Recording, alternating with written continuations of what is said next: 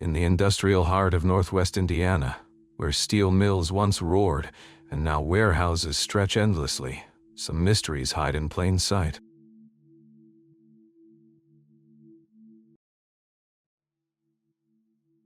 At 11:47 p.m. on March 12, 2023, Carl Kowalski pulled his weathered Ford pickup into the employee parking lot of the Great Lakes Distribution Center in Gary, Indiana. The massive facility stretched along the Lake Michigan shoreline like a concrete monument to American logistics, its rectangular bulk interrupted only by loading docks and the occasional office window glowing yellow against the night. Carl had been making this drive for 23 years. Ever since the steel mills started shutting down and warehouse work became one of the few reliable paychecks left in Lake County.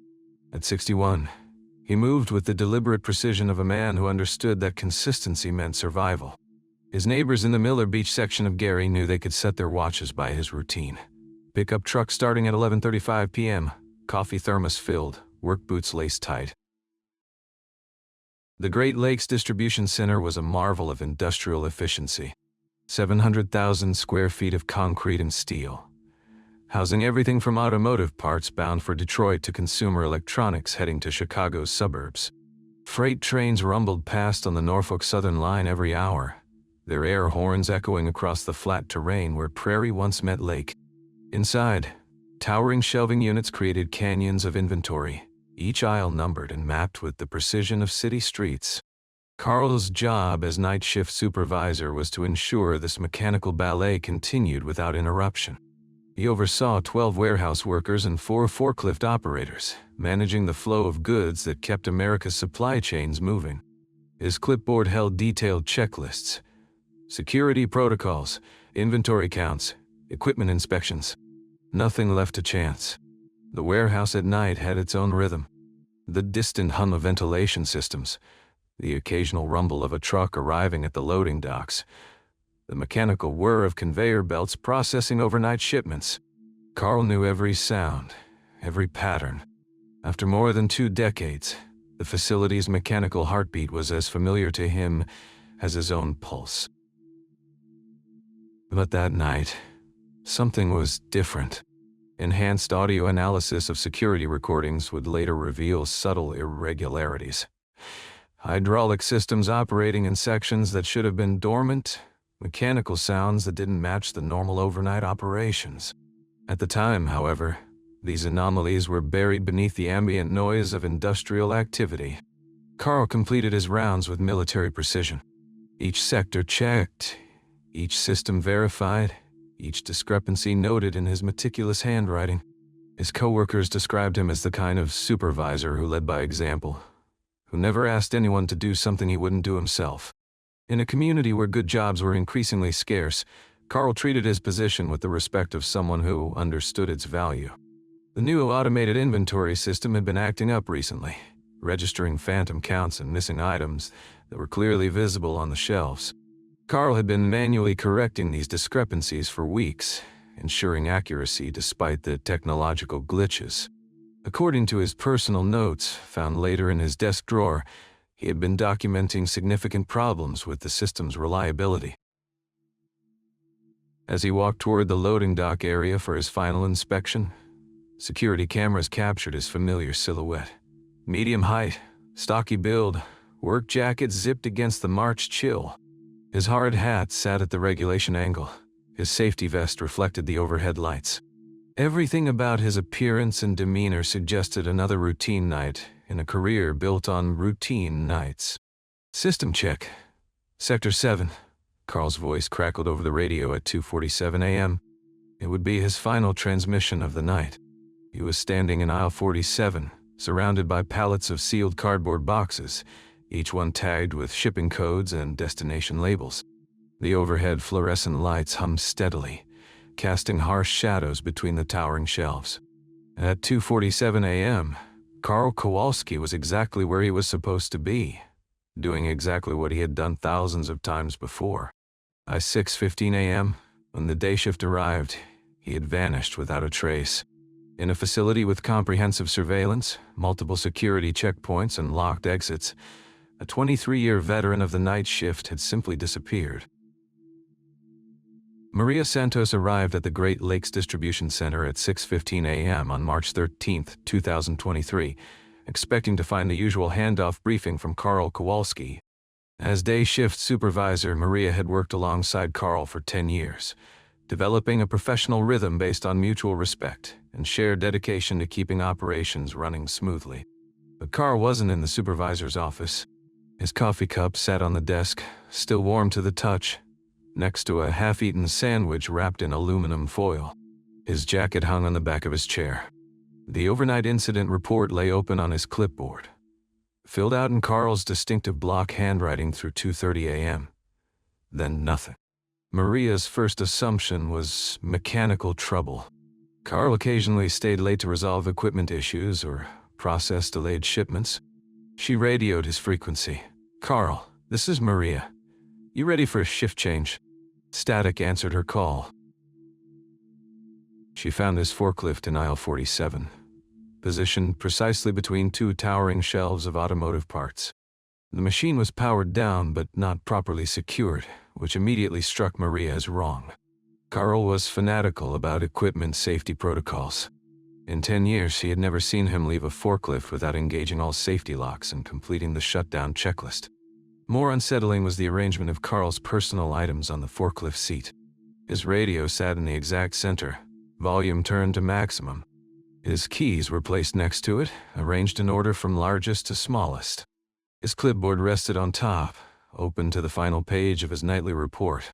Everything was positioned with an almost ritualistic precision that seemed both deliberate and deeply unnatural. Maria contacted building security immediately. Guard Supervisor Tommy Richardson had been monitoring the overnight shift from his station near the main entrance. According to Richardson's log, Carl had checked in at regular intervals throughout the night, with his final radio contact at 2:47 a.m. All security cameras had functioned normally. All exit doors remained locked, and the building's intrusion detection system showed no anomalies. "He's got to be here somewhere," Richardson told Maria as they initiated a systematic search of the facility. "Nobody gets out of this place without me knowing about it. Every door, every loading dock, every emergency exit, they're all secured and monitored." The security camera footage told a peculiar story. At 2:45 a.m., cameras showed Carl walking purposefully toward the loading dock area, his clipboard tucked under his arm. He moved with his characteristic measured pace, showing no signs of distress or unusual behavior. At 2:52 a.m., cameras captured him near the rear loading bay, apparently inspecting shipping containers scheduled for morning pickup. Then, inexplicably, he vanished from the surveillance record. Camera 47, which covered the main loading area, showed Carl approaching a cluster of sealed trailers at 2:52 a.m. Camera 48, positioned to cover the adjacent area, should have picked him up within 30 seconds of normal walking pace. Instead, it showed only empty concrete and the geometric shadows cast by industrial lighting. Technicians later verified that both cameras were functioning properly, with no gaps in the digital recording. The timestamp showed continuous recording, with no evidence of tampering or technical malfunction. Carl simply walked into camera 47's field of view and never emerged into camera 48's coverage area. By 7:30 a.m., word of Carl's disappearance had spread through the day shift crew got eye. Workers who had known him for years joined the search, checking every aisle, every storage room, every maintenance area. They called his name, searched behind pallets, examined spaces barely large enough for a human body. The facility's vastness seemed to swallow their voices. Janitorial Supervisor Rose Martinez, who had worked the overnight cleaning crew, provided additional details. She had seen Carl around 2:15 a.m. near the automated inventory control station, apparently troubleshooting system errors. He looked frustrated, she later told investigators. Kept muttering about numbers not adding up, but that wasn't unusual. That computer system's been acting up for weeks. By mid-morning, Maria had contacted the Gary Police Department. Officer Jennifer Walsh arrived at 10:45 a.m. to file an initial missing person report. Walsh noted the unusual circumstances: a reliable employee with no history of absenteeism, personal items arranged in an uncharacteristic manner, and a complete absence from a secured facility with comprehensive surveillance. In 20 years of law enforcement, Walsh later wrote in her report, "I've seen people disappear for all kinds of reasons. Domestic problems, financial troubles, mental health crises. But I've never seen someone vanish from the middle of their workplace, leaving their keys and radio arranged like some kind of message." The loading dock area received particular attention during the initial search. The rear bay where Carl was last seen contained 6 tractor trailers in various stages of loading. Each container was searched thoroughly, despite being sealed with tamper-evident locks. Nothing appeared disturbed. Nothing suggested any involvement with Carl's disappearance. As afternoon shift workers arrived, the reality of the situation settled over the facility like industrial dust. Carl Kowalski, a fixture of the overnight operations for more than 2 decades, had simply ceased to exist somewhere between Camera 47 and Camera 48, leaving behind only questions and his methodically arranged personal belongings. The Great Lakes Distribution Center continued its operations that day, but with a strange hollow feeling, as if some essential component had been quietly removed from the machinery of routine. Janet Reynolds arrived at the Great Lakes Distribution Center on March 14, 2023, carrying a briefcase and the corporate authority to conduct what management termed a comprehensive operational review. As senior efficiency consultant for Midwest Logistics Solutions, Reynolds had been dispatched from the Indianapolis headquarters within 18 hours of Carl Kowalski's disappearance. Reynolds was a professional troubleshooter, trained to identify inefficiencies and implement solutions with minimal disruption to operations. Her presence signaled that corporate management viewed Carl's disappearance primarily as a business continuity issue rather than a human tragedy. She established a temporary office in the facility's conference room, immediately requesting personnel files, security footage, and operational data from the previous month. "Our primary concern is maintaining service levels for our clients," Reynolds explained to assembled day shift supervisors. "Mr. Kowalski's absence creates operational gaps that need to be addressed systematically. We'll be implementing new protocols to prevent similar disruptions." Her clinical approach didn't sit well with Marcus Wright, the local union steward representing warehouse workers. Wright had known Carl since the early days of the facility's operation, when both men were adjusting to post-steel mill employment. A former crane operator at U.S. Steel's Gary Works, Wright understood the value of institutional knowledge and viewed corporate efficiency measures with deep suspicion. Carl didn't just disappear, Wright argued during a heated exchange with Reynolds in the break room. Something happened to him in this building, and instead of figuring out what, you're talking about protocols and service levels. This man has a family, a community that depends on him. The tension between corporate interests and worker concerns intensified when Reynolds began examining the automated inventory system that had been installed in Carl's sector 3 months earlier.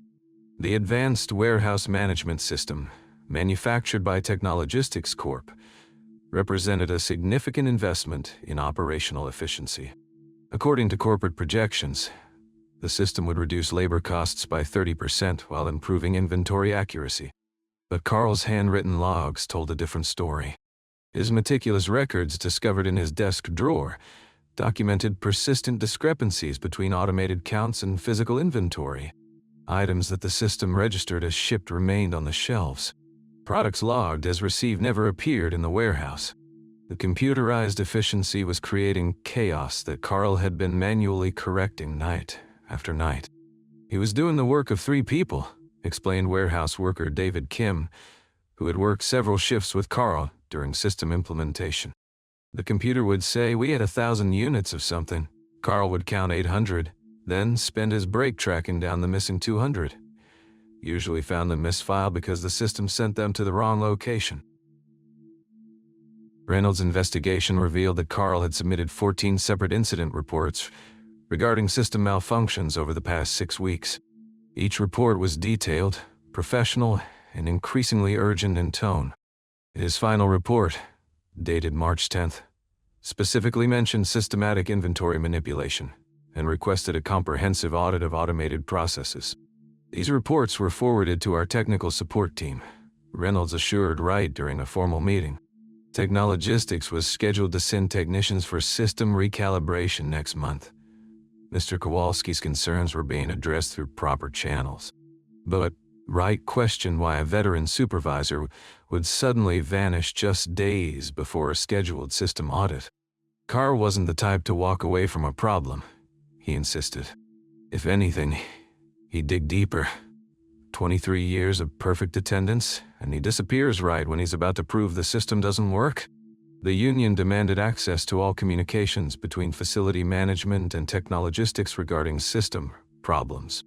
They also requested detailed records of inventory discrepancies, shipping manifests, and any financial impact assessments related to automated system failures. Corporate management, citing proprietary information concerns, refused to release most of the requested documents.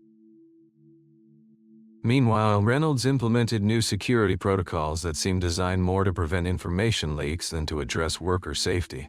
Keycard access was restricted for night shift personnel, surveillance monitoring was increased, and workers were required to report any unusual observations directly to management rather than discussing them with colleagues. "They're treating us like criminals," complained forklift operator Janet Michaels. "We're trying to do our jobs and figure out what happened to Carl, and suddenly we can't move around our own workplace without permission." The corporate response extended beyond the immediate facility. Legal representatives from Midwest Logistics Solutions contacted local media outlets, emphasizing that Carl's disappearance was a police matter rather than a workplace safety issue. They stressed the company's cooperation with law enforcement and highlighted their commitment to employee well-being. But internal emails, later obtained through union legal channels, revealed a different corporate concern. Management was primarily worried about potential liability issues and negative publicity affecting client relationships. References to Carl as a person were minimal. Most communications focused on the missing employee situation and its impact on operational metrics. By the end of her first week, Reynolds had restructured night shift operations to eliminate the need for a dedicated supervisor in Carl's former sector. The automated system would handle inventory management, with day shift personnel addressing any discrepancies during regular business hours. The efficiency gained, she reported to Indianapolis headquarters, more than offset the temporary disruption caused by the personnel incident. For Marcus Wright and the union membership, Reynolds' rapid restructuring felt like erasure. "It's like they're pretending Carl never existed," he told local reporters. "A man vanishes from their facility, and their solution is to eliminate his job. That tells you everything you need to know about their priorities." The corporate line was clear. Business would continue, systems would be optimized, and the unfortunate disappearance of one employee would not compromise operational excellence. But beneath the efficiency reports and policy updates, questions lingered about what Carl had discovered in those final weeks, and whether his concerns had been addressed with corporate restructuring rather than genuine investigation. Carl Kowalski lived in the same house his father had bought in 1963, a modest brick bungalow on Jefferson Street, 6 blocks from the abandoned Bethlehem Steelworks. The neighborhood bore the scars of deindustrialization: empty lots where houses once stood, boarded storefronts, and the skeletal remains of what had been America's steel capital. But it also held something else: the quiet resilience of families who had weathered decades of economic upheaval. Carl's neighbors knew him as more than just a warehouse supervisor. At 61, he had become an unofficial advocate for displaced steel workers, helping navigate the maze of unemployment benefits, retraining programs, and social services. His kitchen table served as an informal counseling center where former steelworkers would arrive with government forms they couldn't decipher. "Carl had this way about him," recalled neighbor Dorothy Williams, whose husband had worked at U.S. Steel for 37 years before the plant closed. "He'd sit with you for hours, making phone calls, writing letters. He understood how the system worked, but more than that, he understood what it felt like to watch your livelihood disappear." The Kowalski family had deep roots in Gary's industrial history. Carl's grandfather had arrived from Poland in 1919 to work the blast furnaces. His father had spent 42 years at Bethlehem Steel, retiring with a pension that barely lasted 10 years before the company's bankruptcy. Carl had watched his community transform from a prosperous working-class enclave to a struggling post-industrial landscape where good jobs were increasingly scarce. This personal history made Carl's position at Great Lakes Distribution Center particularly significant. The warehouse job wasn't just employment. It represented one of the few remaining sources of stable, middle-class work in a city where such opportunities had become rare. Union steward Marcus Wright understood this context better than most. Carl wasn't just worried about his own job, Wright explained during an interview at the local 743 Union Hall. He saw what was happening with the automation, the efficiency consultants, the pressure to cut costs. He'd lived through plant closures before. He knew the warning signs.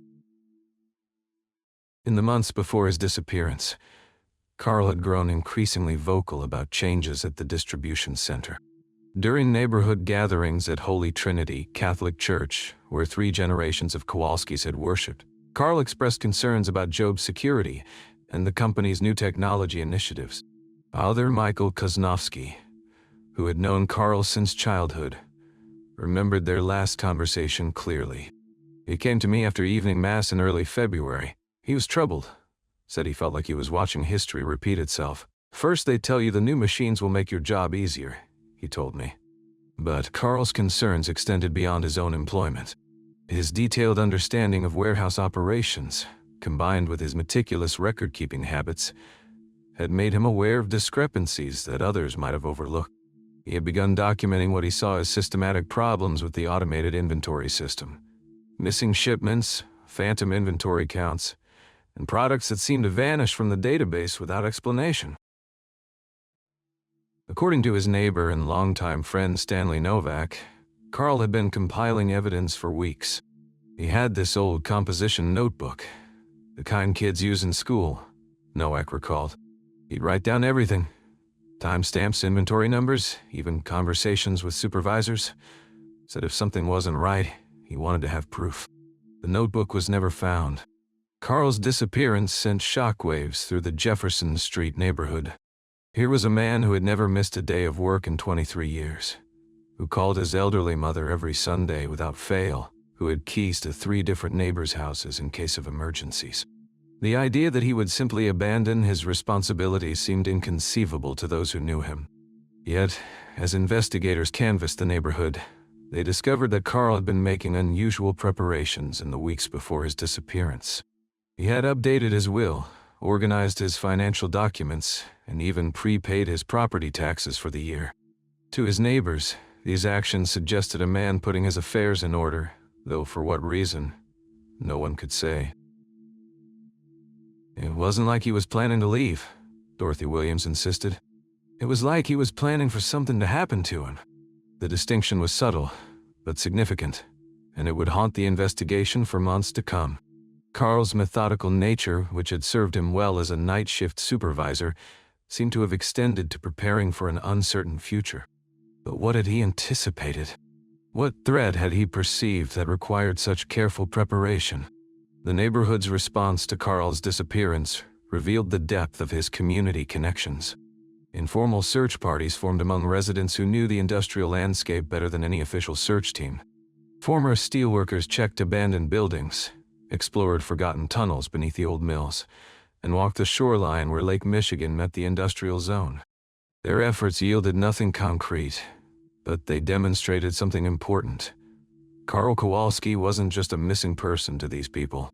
He was a pillar of a community that had already lost too much. A man whose disappearance represented another blow to a neighborhood that had been fighting decline for decades. As weeks passed without resolution, Carl's house on Jefferson Street became a quiet monument to the mystery. His brother Mike maintained the property, keeping the grass cut and the bills paid, hoping for answers that never came. Neighbors would pause during their daily walks, looking at the empty windows and wondering what Carl had discovered in those final nights at the warehouse. The steel community had weathered plant closures, economic devastation, and social upheaval. But the unexplained disappearance of one of their most reliable members left a different kind of wound, one that spoke to fears about what happened to people who asked too many questions in a world increasingly dominated by corporate efficiency and automated systems. The Great Lakes Distribution Center employed a comprehensive audio surveillance system, originally installed to monitor compliance with occupational safety and health administration regulations. Every radio transmission, every mechanical sound, every conversation in public areas was recorded and archived. What investigators discovered in those recordings from the night of Carl's disappearance painted a troubling picture of his final hours. The recordings began routinely enough. Carl's voice came through clearly on the 11:30 p.m. shift briefing, discussing weather conditions that might affect morning deliveries and confirming that all security protocols were in place. His tone was professional, measured, exactly what coworkers had come to expect from a supervisor with more than 2 decades of experience. But as the night progressed, subtle changes became apparent to investigators who analyzed every minute of audio. At 12:47 a.m., Carl radioed the main office to report unusual mechanical sounds in Sector 7. The audio captured what he was hearing, a low, rhythmic humming that seemed to emanate from the automated storage systems, punctuated by hydraulic hisses that weren't part of normal operations. "Control, this is Kowalski. I'm getting some kind of automated activity in the restricted inventory area. Systems show everything normal, but I'm hearing hydraulics running cycles. Over." The response from the overnight dispatcher was routine. "Copy that, Carl. Automated systems are showing green across the board. Probably just routine maintenance cycles. Keep monitoring." But Carl wasn't satisfied. Enhanced audio analysis would later reveal that he remained in Sector 7 for nearly 40 minutes, moving through the aisles with what sounded like increasing urgency. His footsteps, normally methodical and evenly paced, became erratic. He could be heard muttering to himself, though most words remained indistinguishable. At 1:33 a.m., Carl made another radio call, this time with audible concern in his voice. "Control. I'm showing discrepancies between the automated counts and actual inventory in Section 7G. Multiple pallets showing on system that aren't physically present. Need authorization to run manual verification." The dispatcher's response was more pointed. "Negative on manual count, Carl. Corporate directive is to rely on automated systems for all inventory verification. If there's a discrepancy, log it and move on." What happened next would become the most analyzed portion of the audio record. For nearly 30 minutes, Carl could be heard moving through various sections of the warehouse, his radio occasionally crackling with attempted transmissions that were never completed. The background audio captured mechanical sounds that didn't correspond to any known equipment operations, complex hydraulic sequences, electronic beeping patterns, and what sounded like large-scale movement of inventory that shouldn't have been occurring during night shift operations. Audio forensics specialist Dr. Rebecca Martinez from the Indiana State Police would later spend weeks analyzing these recordings. "The mechanical sounds are consistent with large-scale automated equipment," she reported, "but they don't match the specifications of any systems installed at the facility. The complexity of the operation suggests coordination beyond what the documented automation should be capable of." At 2:23 a.m., Carl's voice returned to the radio, but now carried an edge of frustration. "Control. Something's not right with the automation. I'm seeing pallets being moved by the system, but there are no work orders, no shipping schedules. The computer shows everything's static, but I can see product being relocated in real time." The dispatcher's tone had grown noticeably sharper. "Carl, you needed to stay in your designated patrol areas. The automated systems are functioning according to corporate specifications. Do not interfere with normal operations." This exchange would later become crucial evidence in the union's grievance filing. According to labor representatives, the dispatcher's response suggested that unusual automated activity was not only expected but that Carl was being deliberately kept away from observing it. Carl's final clear radio transmission occurred at 2:47 a.m. "Control.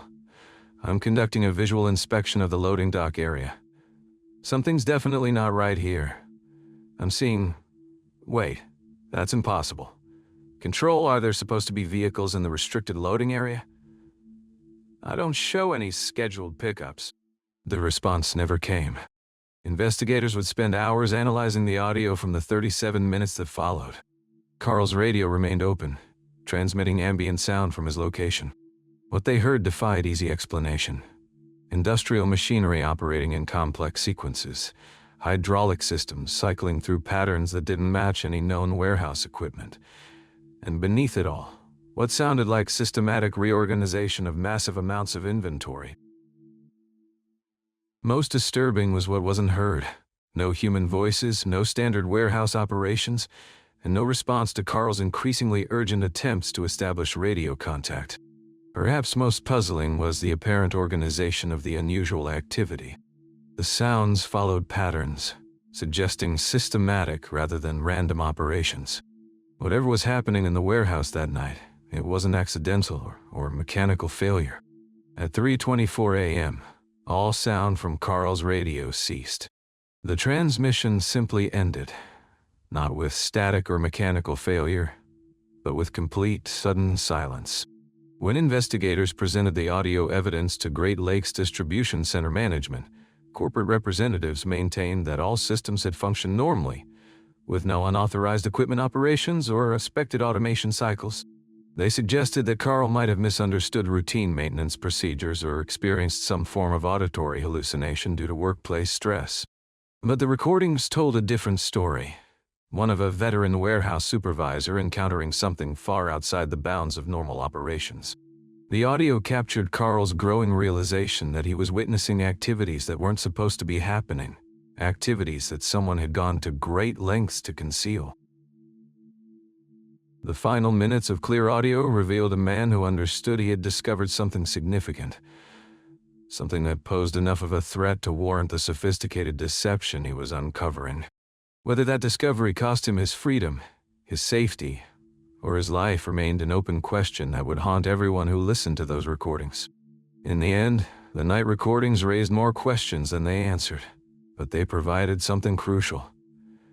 Evidence that Carl Kowalski's disappearance wasn't random, wasn't voluntary, and wasn't the result of workplace accident or personal crisis. Something had been happening in that warehouse, something that required the silence of the one man who understood it well enough to expose it. Janet Reynolds had built her career on solving operational mysteries that had stumped other corporate consultants. A specialist in warehouse efficiency and automated systems integration, she approached the Great Lakes Distribution Center investigation with the analytical precision that had made her invaluable to Midwest logistics solutions. What she discovered would fundamentally challenge everything the company had claimed about Carl Kowalski's disappearance. Working with unprecedented access to the facility's computer systems, Reynolds began by analyzing inventory data from the 3 months preceding Carl's disappearance. The automated tracking system, installed at a cost of $320 million, was designed to monitor every pallet, every shipment, and every product movement with precision accuracy. The technology represented the cutting edge of warehouse management, capable of tracking thousands of items simultaneously without human intervention. But the data told a troubling story. The first red flag was the ghost inventory. Reynolds would later explain in her preliminary report. The system showed consistent product counts that didn't correspond to physical reality. We're talking about thousands of items that existed in the computer but nowhere else. The discrepancies weren't random. They followed patterns that suggested systematic manipulation rather than equipment malfunction. Entire categories of high-value electronics and industrial components showed phantom increases in inventory, while corresponding shipment records indicated these same items had been distributed to customers who couldn't be contacted or verified. More disturbing was what Reynolds found in Carl's personal work logs. The meticulous night supervisor had been documenting these discrepancies for nearly 2 months, creating a detailed paper trail that painted a picture of systematic inventory manipulation on a massive scale. His handwritten notes, discovered in his desk drawer, contained precise documentation of products that appeared and disappeared from the system without corresponding physical movement. One entry, dated February 18th, read, Sector 7 showing 240 units high-end server equipment arrived 2:15. Physical inspection shows empty pallets. System won't accept manual correction. Spoke with Day Supervisor Santos. She confirms no server delivery in past week. Something very wrong here. Another entry, from February 27th. Automated system moved 18 pallets industrial copper wire to loading dock 3 between 1030 a.m. No shipping orders, no transport scheduled. Pallets gone by morning shift.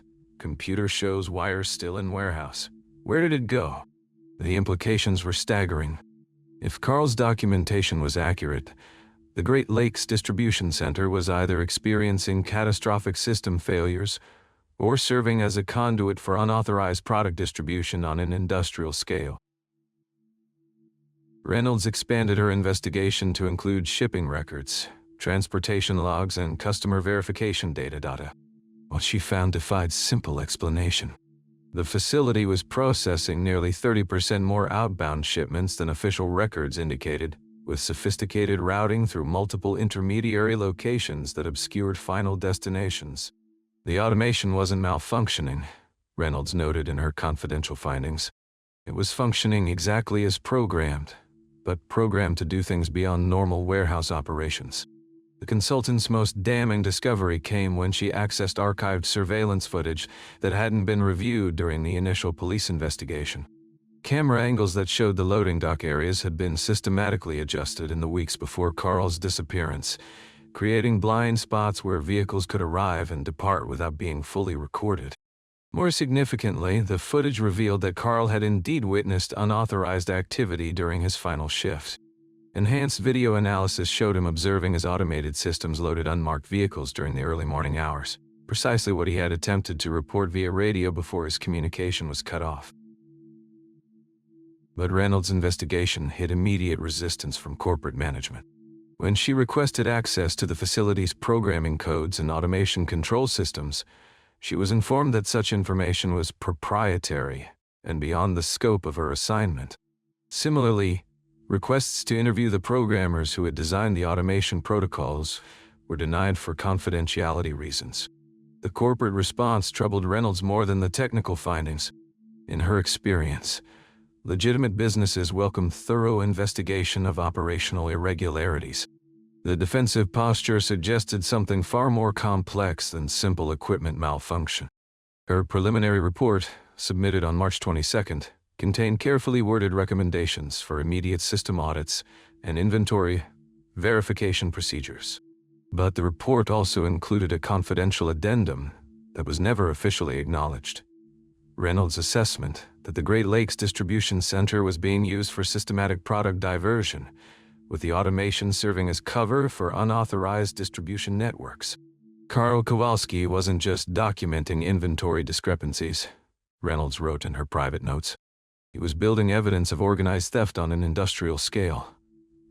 His disappearance wasn't random. It was necessary to protect a very lucrative operation.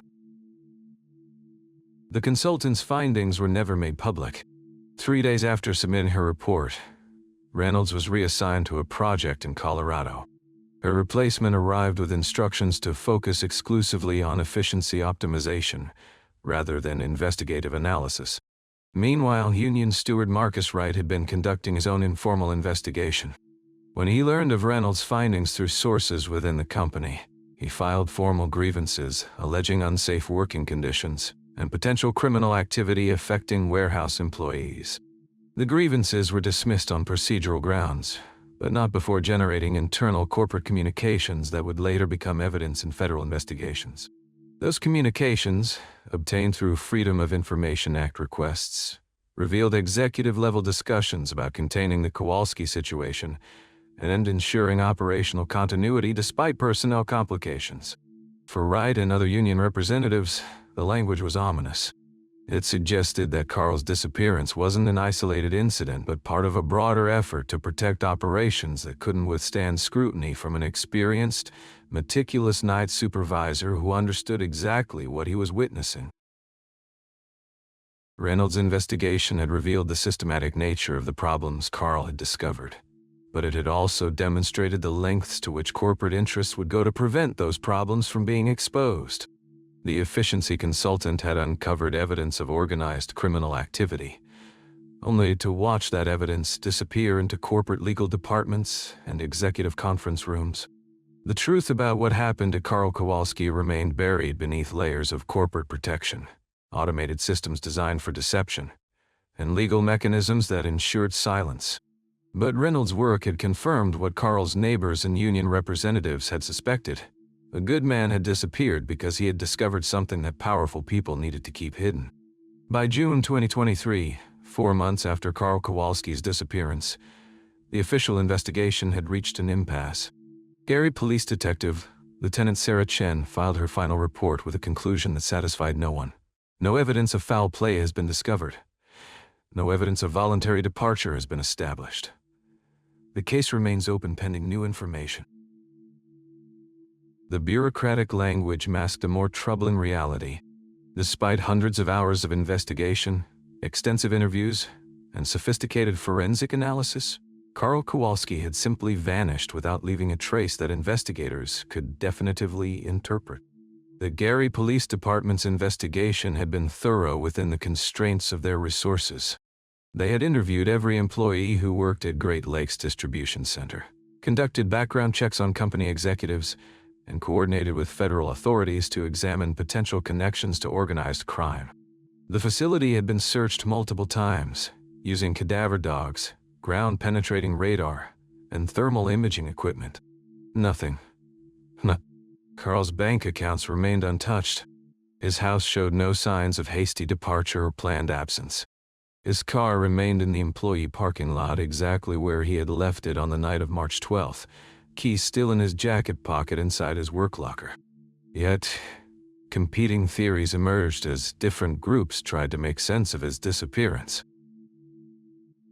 Great Lakes Distribution Center maintained its position that Carl had left the facility voluntarily, possibly experiencing some form of personal crisis that caused him to abandon his responsibilities. Corporate spokesperson David Martineau issued carefully worded statements emphasizing the company's cooperation with law enforcement, while suggesting that Carl's behavior in his final weeks had shown signs of increasing instability. Mr. Kowalski had become fixated on normal operational procedures, Martineau explained during a press conference in April. He was raising concerns about routine automated processes that had been explained to him multiple times. His supervisors had grown concerned about his state of mind. The union rejected this characterization entirely. Marcus Wright and other local 743 representatives pointed to Carl's documented evidence of inventory irregularities as proof that he had discovered something significant enough to warrant corporate retaliation. Carl wasn't unstable, Wright insisted during interviews with local media. He was methodical, careful, and he understood that warehouse better than anyone. If he said something wasn't right, something wasn't right. Federal investigators from the Department of Labor had opened a parallel investigation focusing on potential workplace safety violations and union rights issues. Their findings, released in heavily redacted form, confirmed some of Carl's documented concerns about automated systems operating outside normal parameters, but stopped short of concluding that illegal activity had occurred. However, sources within the federal investigation suggested that the case had been complicated by jurisdictional disputes and corporate legal challenges that had limited investigators' access to critical computer systems and financial records. Perhaps most disturbing were the changes implemented at Great Lakes Distribution Center following Carl's disappearance. The facility installed additional security measures, restricted employee access to certain areas, and implemented new policies prohibiting night shift supervisors from conducting independent inventory verification. The automation systems that Carl had questioned were quietly upgraded and reconfigured, eliminating the specific operational patterns he had documented. According to corporate statements, these changes were part of routine efficiency improvements unrelated to the investigation. But union representatives noted that the modifications effectively erased the evidence Carl had been gathering, making it impossible to verify his claims about unauthorized automated operations. For Carl's neighbors and family, the lack of resolution created a different kind of anguish. His house on Jefferson Street remained exactly as he had left it, maintained by his younger brother Mike, who visited weekly to collect mail and ensure the property didn't deteriorate. "We keep thinking he'll come walking through the door with some explanation," Mike Kowalski said during an interview on the 6-month anniversary of the disappearance. "But as time goes on, you start to accept that something terrible happened. The not knowing is the hardest part." Local 743 established a memorial fund in Carl's name to assist displaced industrial workers, continuing the advocacy work that had defined his life outside the warehouse. The fund became a focal point for community members who refused to let his disappearance be forgotten. Father Michael Kowalski organized monthly prayer services at Holy Trinity Catholic Church, drawing dozens of neighbors and co-workers who maintained that Carl would never have abandoned his responsibilities voluntarily. These gatherings became informal forums for sharing information and theories about what might have happened. By the first anniversary of his disappearance, Carl Kowalski's case had joined the long list of unsolved mysteries that haunt post-industrial American communities. Local journalists occasionally revisited the story, federal investigators maintained an open file, and union representatives continued raising questions about workplace safety and corporate accountability. But no new evidence emerged. No witnesses came forward. No breakthrough investigation provided answers. Carl Kowalski remains missing. The Great Lakes Distribution Center continues operations with enhanced automation and increased security. The inventory discrepancies he documented have been officially attributed to system calibration issues that were resolved through routine maintenance. Yet questions persist in the neighborhoods of Gary, in the union halls where displaced workers gather, and in the minds of anyone who examines the evidence carefully. How does a man vanish completely from a secure facility under comprehensive surveillance? What was the true nature of the automated operations Carl witnessed during his final shift?